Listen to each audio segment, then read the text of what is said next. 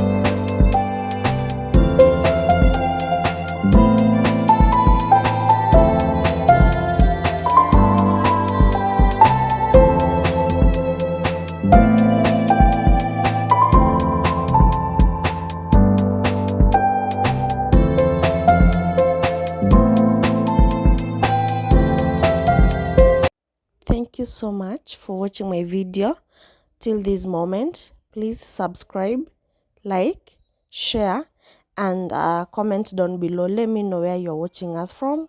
Till next time, bye.